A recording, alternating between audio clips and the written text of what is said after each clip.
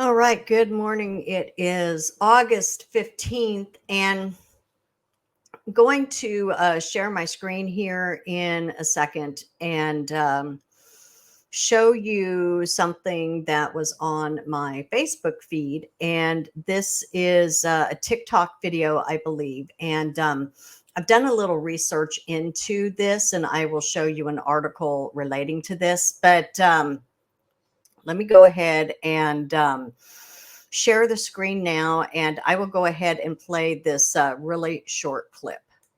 Okay, here we go.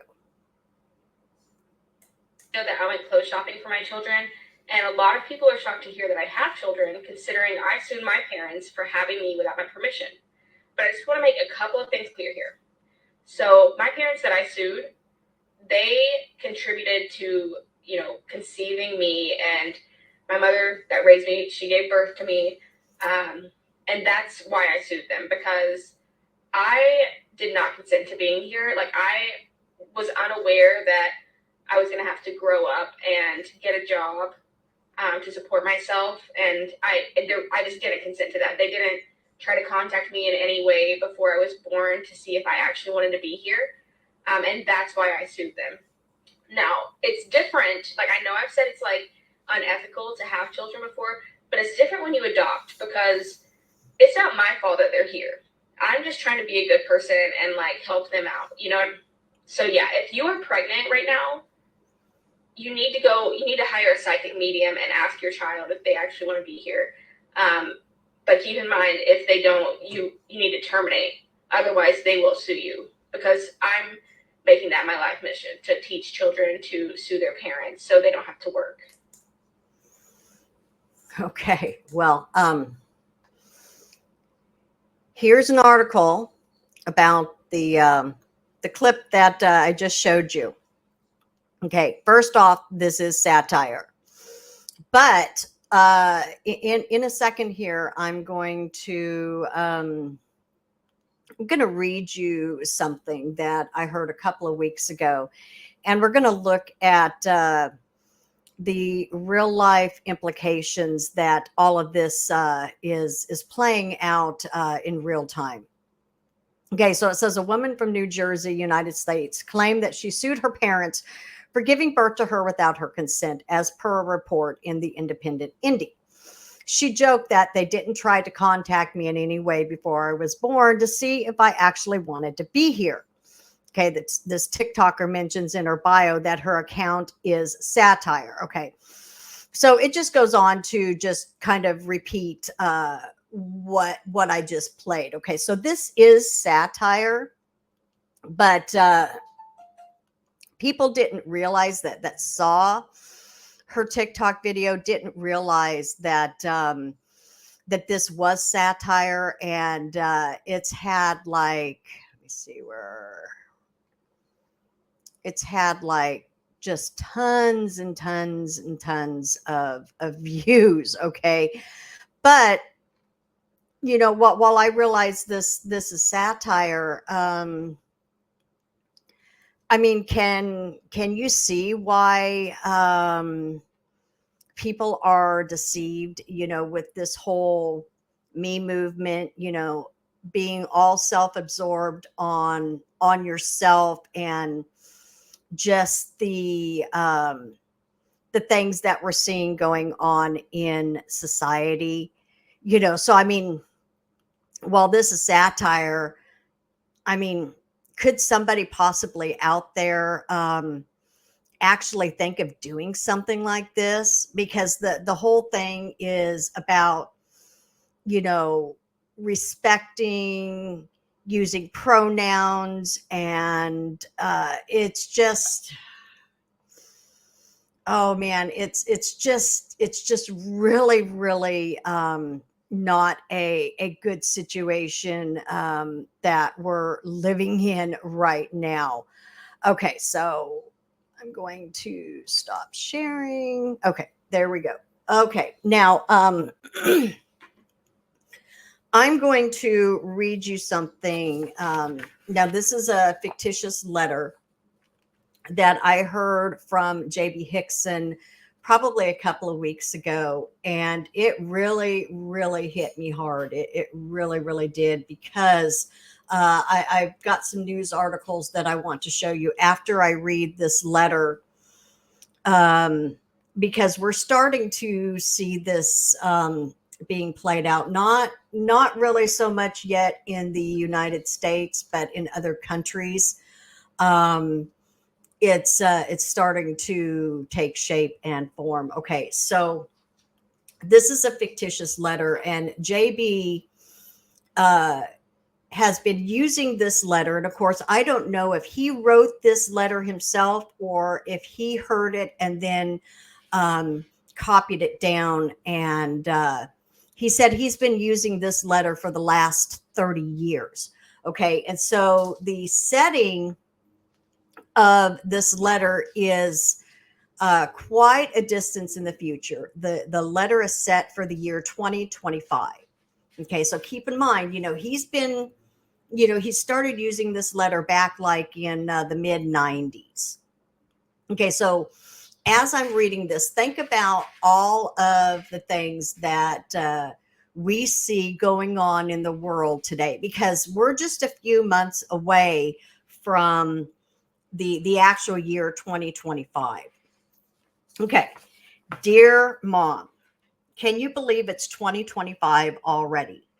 I'm still writing 24 on nearly everything. It seems like just yesterday I was sitting in first grade celebrating the century change. I know we haven't really chatted much since Christmas. Sorry. Anyways, I have some difficult news, and I didn't want to call and talk about it in person. Ted's had a promotion, and I keep putting in those crazy hours. You know how I work at it. Yes, we're still struggling with the bills. Timmy's been okay at kindergarten, although he complains about going, but he wasn't happy about daycare either. So, what can I do? He's been a real problem, Mom. He's a good kid, but quite honestly, he's an unfair burden at this time in our lives. Ted and I have talked this through, and we finally made a choice. Plenty of other families have made this choice and are much better off. Our pastor is supportive and says sometimes hard decisions are sometimes necessary. The family is a system, and demands of one member shouldn't be allowed to ruin the whole family. He told us to be prayerful and consider all the factors and do what is right to make the family work.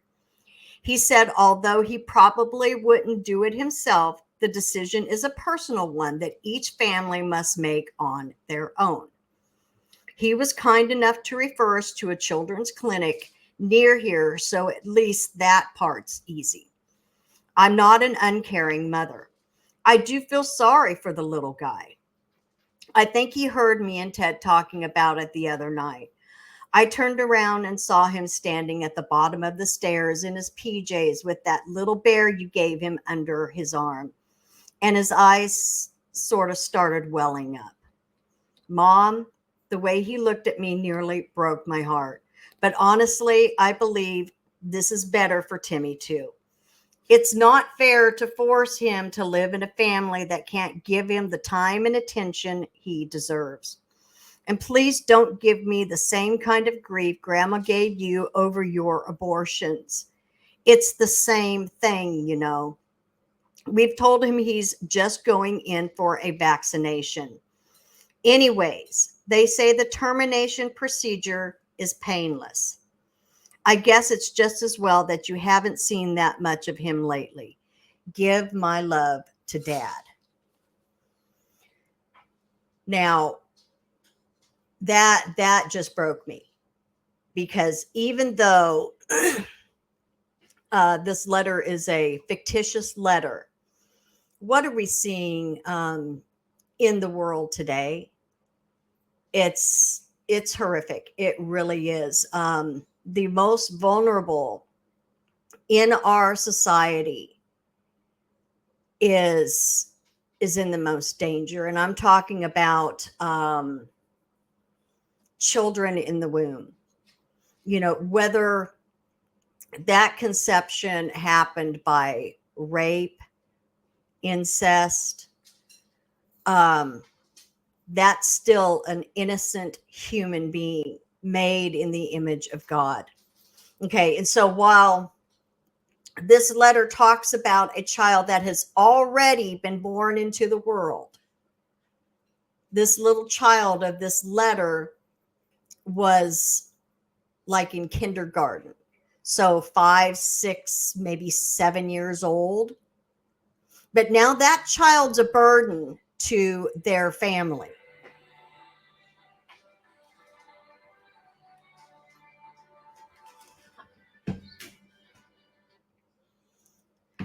And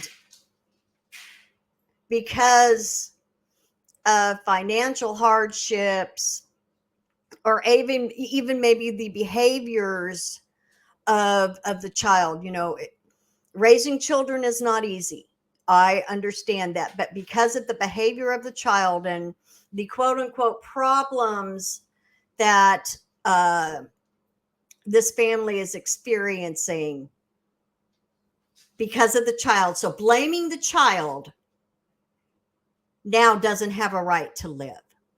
And it's better for the family to just get rid of the child. It's like, I hear Ken Ham speak all the time when he talks about abortion. If you got spare cats or spare dogs, just get rid of the spare cats, spare dogs, get rid of the kids. It's just absolutely sickening. Okay, so I'm going to share my screen, and I'm going to read you some real life articles that are happening in the year 2024, and we're coming into the year 2025. Okay, this is an article about Iceland. This is from abc.net.au. In Iceland, almost all diagnosed Down syndrome pregnancies are aborted after prenatal testing. Some bioethics experts are concerned. Iceland is known for its rugged landscapes, rich Viking history, and progressive social politics. But the Nordic island nation has another lesser known distinction. There is next to no one in its population with Down syndrome. According to the Icelandic government, 2 or 3 children with Down syndrome are born on average each year. That's a rate 2.5 times less than in Australia and almost 4 times less than in the USA. The explanation has been well documented in Iceland.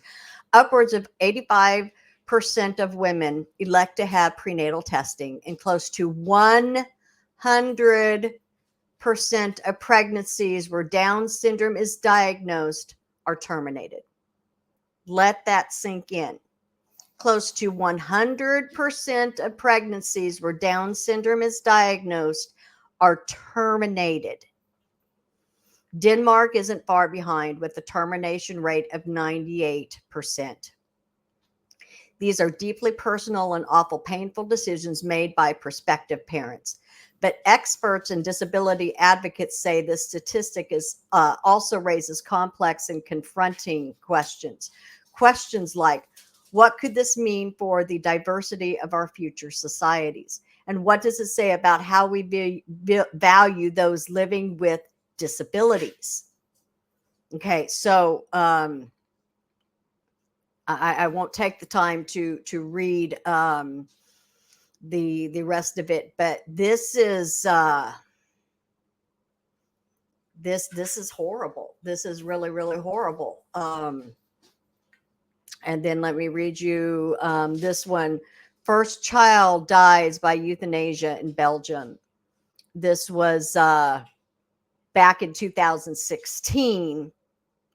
A terminally ill minor has become the first child to be euthanized in Belgium since age restrictions were lifted in the country 2 years ago, according to several sources. Okay, the child, who was suffering from an incurable disease, had asked for euthanasia. Okay, so the identity of the child and age are unknown.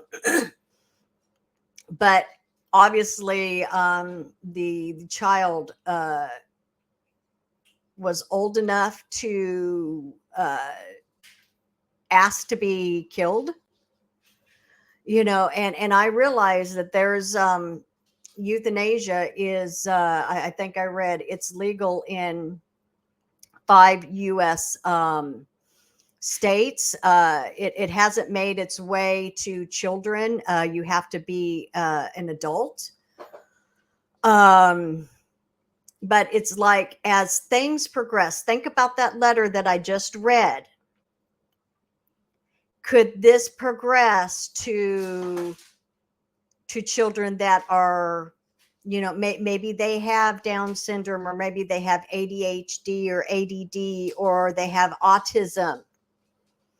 Are the parents going to be allowed to make the decision, quote unquote, in the child's best interest, that, what, they're better off dead, because then they're not going to be suffering anymore? And it's like, where is the value in all life? And I realize this is an absolutely heartbreaking thing to happen to parents that do have children that have medical disabilities and terminal illness. You think of, the different types of cancer, but I also think about the parents that, you know they held their child, even though maybe they only had a few hours left with that child, or a few days, weeks, or months, and they cherished what time God had given them with this child. And they never, ever would have elected termination for that child, because they understood, what, that child is a precious gift. And I do not have the right to take away that child's life. Okay, and one more article I want to share with you. This is from The Guardian. And this was, let's see if I can find the date. Okay, it says it's more than 1 year old. Okay, Netherlands to broaden euthanasia rules to cover children of all ages. New regulations will apply to those aged 1 to 12 who suffer unbearably and have no hope of improvement. The Netherlands is to widen its euthanasia regulations to include the possibility of doctors assisting in the death of terminally ill children aged between 1 and 12. The new rules would apply to between 5 and 10 children a year who suffer unbearably from their disease, have no hope of improvement, and for whom palliative care cannot bring relief, the government said on Friday. The end of life for this group is the only reasonable alternative to the child's unbearable and hopeless suffering. Okay, it's like, while I understand, I mean, nobody wants to see their child suffering, but where do you draw the line and say, God is the giver of all life? Now, thankfully, I have not had to, um, I haven't had to walk in these types of shoes. My children are healthy, but if one of my children came to me and said, I want assisted suicide, I don't want to live anymore, my life is just, it's too bad, I'm going to uh get a doctor. I mean, how would we combat this? And so, me personally, I believe a lot of it has to do with this culture of death, um, the value of human life. There is no value of human life. I mean, even the overturning of Roe versus Wade, I realize a lot of Christians out there are, saying, this was a great thing for the United States that that this was overturned. Well, actually, all it did was, once you're born, you have a constitutional right to life. But since that was overturned and put the responsibility of whether you can get an abortion or not, and what those parameters are, it put it to the individual states. Okay, well, now unborn children do not have a constitutional right to life. Okay, so it's just really, really bad. And it's like a society that has done everything that they can to just completely annihilate, remove God and biblical teachings out of that society. Okay, this is why things are the way they are. Because if you don't have God and what his word says about human life, how in your mother's womb, in my mother's womb, David talking about how he was knitted in his mother's womb, well, if you're taught that, life just randomly evolved and you're just a clump of cells, you're not even human. Okay, of course you're not going to value life. It's like spare cats, spare dogs, just get rid of them. That's exactly the mindset. And so the more God is erased and eliminated from society, is it any wonder we have a culture of death? Yeah, so that's really all I wanted to talk about. It's like, yeah, that video I shared, that was satire, but it's this depraved mindset and the devaluing of human life that's in play here. And it all goes back to the human heart. Our hearts are desperately wicked, and that's why we need Jesus Christ, because Jesus Christ comes in and he transforms us from the inside out. And when that happens, then you understand the value of all life. All life, irregardless of the circumstances behind the conception, has a right to life. In God's eyes, they are fearfully and wonderfully made. All right, so I'm going to go ahead and close out. Just wanted to do a quick video on this. So we'll catch you next time. Take care and God bless.